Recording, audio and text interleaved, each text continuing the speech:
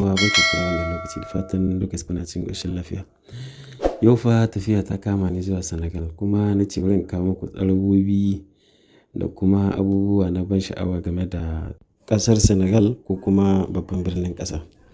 Masha Allah, da farko dai bari in kawo muku bayani game da babban masallacin ƙasar wanda ake kira da Grand Mosque de Dakar. Duk da kasancewar dai shi wannan masallacin ba shi kaɗai bane babba a Senegal, amma shi wannan masallacin gaskiya masallaci ne wanda ya jima kuma yana da tsawon tarihi sosai kuma yana da faɗi da girma wanda gaskiya masha Allah abu ne wanda in ka gani zai ƙayatarwa da ban sha'awa game da shi wannan masallacin.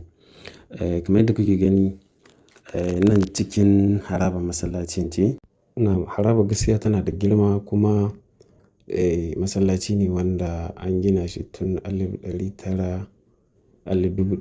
1964 kuma zai ɗaukan mutane aƙalla daga 10,000 zuwa 15,000 a lokaci guda.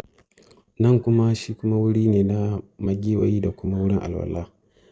Wuri duka dai gaskiya yana da girma da kuma faɗi ta yadda ga magewayi na masu yawa da kuma wurin alwala mai tsafta mai kyau. Wurin a tsaftace yake gaskiya. Nan kuma wurin cikin masallacin ne.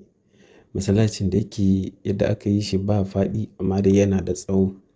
Ta yadda in ka kalla daga nesa za ka ga wuri ne yana da tsawo da nisa.